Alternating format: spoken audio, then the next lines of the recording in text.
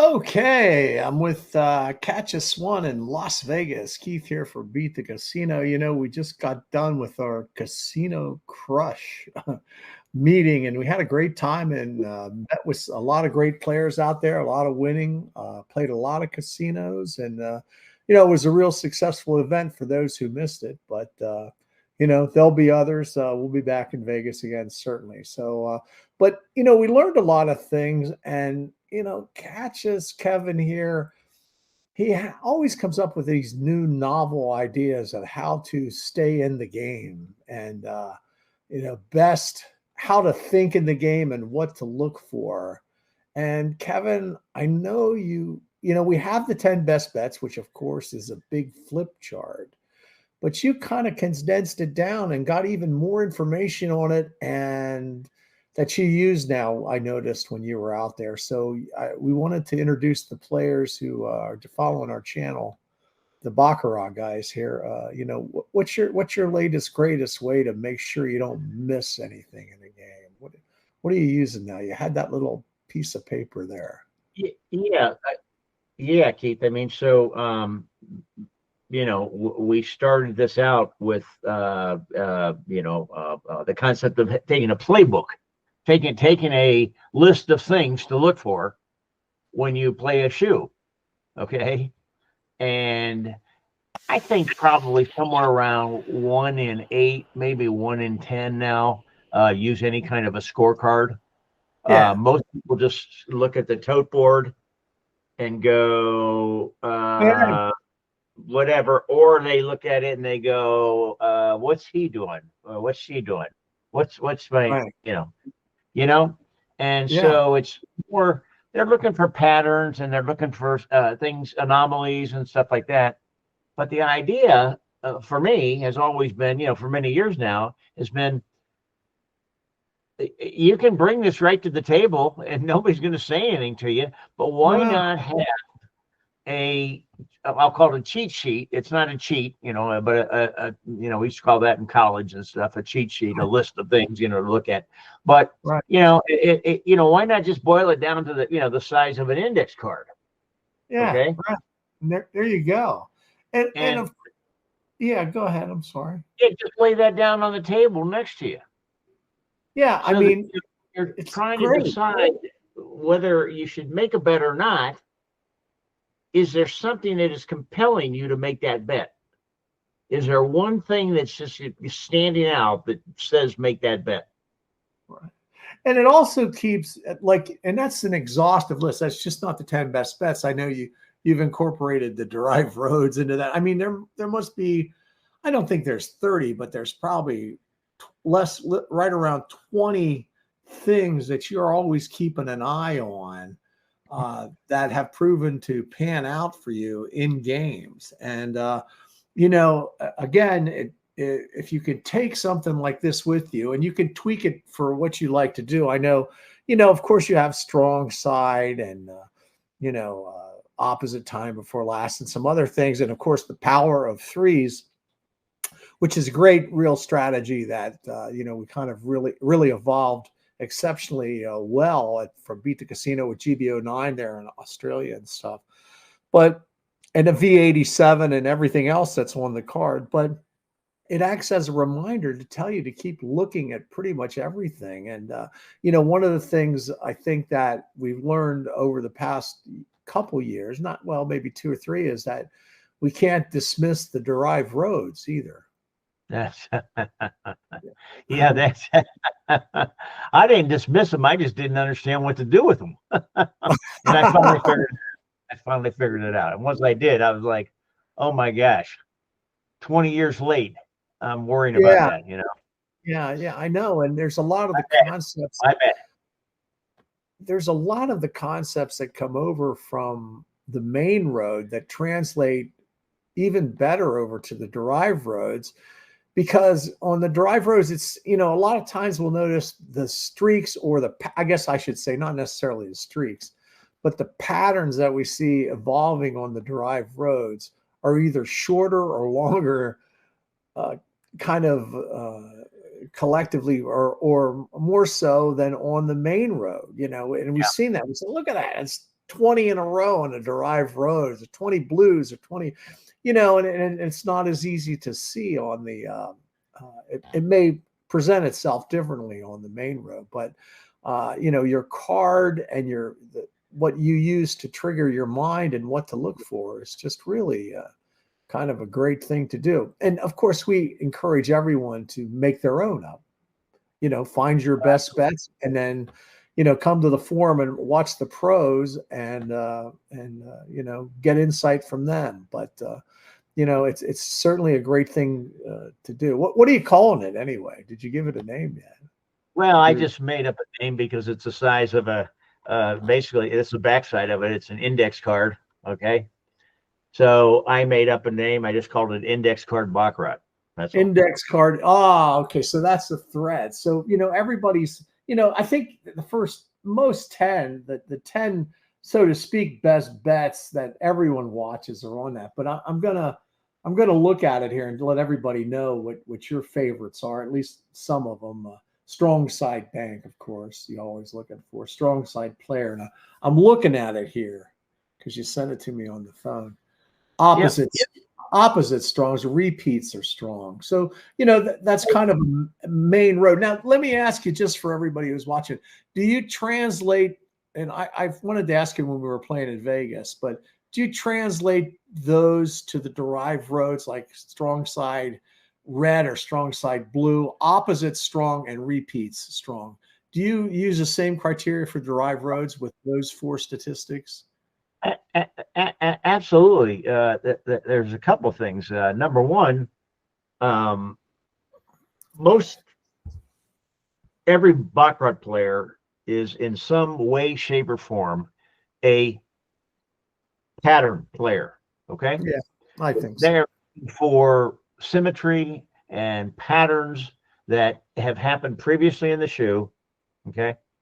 And they hope for, sometimes presume, and many times assume, meaning that it's going to happen again. Right. Okay. Oh, of course. That's what they say. The problem is with most shoes is they're going to change a couple of times with a shoe. You know, in the course of, I'm talking about 8 decks, but 6 decks would be similar. It's going to change 2, 3, sometimes even 4 times from what it looked like from the beginning to the middle to the end. Okay. Of course. And unless one has, again, kind of a road and a thing that, would remind them of that and show them what's happening in the shoe, okay, they're going to assume that what's happened before is probably going to keep happening. Okay? Yeah, while that's a great concept, it does continue sometimes. The astute player is on the ball to find out when it doesn't and when to change. And of course, we talk a lot about that on the forum with shoe changes. What's a good trigger for shoe changes? And we talk about that in the professional forum quite a bit. So that's right. And also too, your index card, that's kind of a refinement of the 10 best bets, reminds you, because it is hard to keep it at the forefront, when you're in the casino and the bells are going off and everybody's talking to you and whatnot.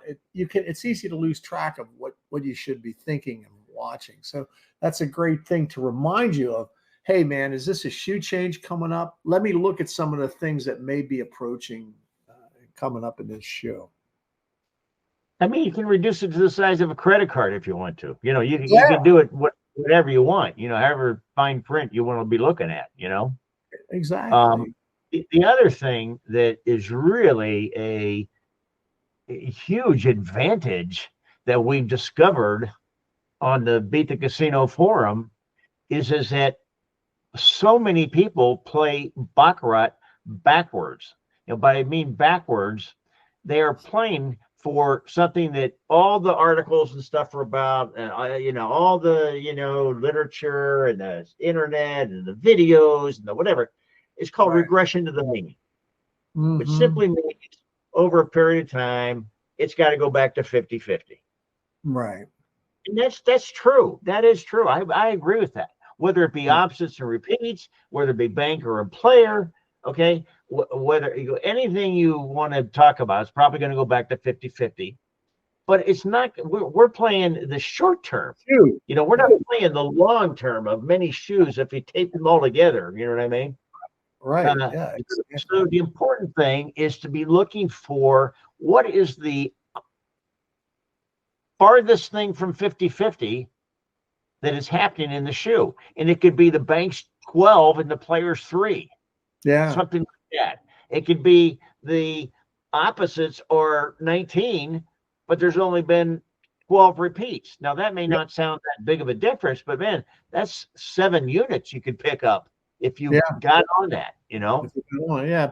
Yeah. And the idea is that this will help you remind yourself in whatever form you make it, whether it's a credit card, an index card, whatever it is. It will help remind you while the pressure of the music and the cocktail waitress and the different people at the table with more money than you have or don't have or whatever, okay? Right. It's going on around you. You're going to have your own little playbook right here, however you develop it, okay, that reminds you of why it is you are able to win. And when you don't win, the things you forgot about. Right. Exactly. And I think that's important too. It's kind of like, a lot of, you just see folks sit down with a pen once in a while. They'll can I get a scorecard? And they'll sit there and, they'll have 1 or 2 ideas of how they're going to play in their head. But if you do this seriously and you come to the club and learn, hundreds of ways to look at the game and, pick the ones that you can track in real time and then go from there. And that's how you become a winner. But, the idea of, take some notes to the test, man. It's like you can have a cheat sheet. Yeah, Get it. What if you can do that, right? I mean, wouldn't that be great? Take some notes. Look through your notes while you're taking the test. Oh, here it is. Well, here's an answer. Wait a minute. This situation just came up. So, and we work with folks to develop that. So, we'll be talking about this note index card, what to put on your index card over the next couple sessions here we do on our social media. But listen, you were doing also too, Catches. You were talking about the 1 bet, 2 bet approach that apparently is going pretty well for you out there. Do you have any comments? I think one of the other members of the forum coined the idea of calling it 1 and done. One and done. Yeah. And that's really simple. Again, the idea is that, when you sit down at the table for the first time, you're basically at 0. You haven't lost anything, you haven't won anything. Yeah. And the idea is that if you can over time become a skilled Baccarat player, okay, there's no doubt that your hit rate is going to get somewhere in the mid 50s. Okay. Mm-hmm. And 50%. And if you can win, I'm just making this up. If you can win 54 and lose 46 over a period of time, over and over and over and over, you're going to be wealthy. You're going to become wealthy. Yeah. Candidly, if you want to be. So the idea is that instead of looking at it as a great big pool of money or a great big, whatever you want to call it, okay, you have to capture whenever you get ahead by 1 unit. 1 single unit. Let's say you won 10 and you lost 9. So now you're up 1. Mm-hmm. You take that unit off the table. Whether you take it figuratively, you literally put it in your pocket, whatever it is. Okay, whatever it is.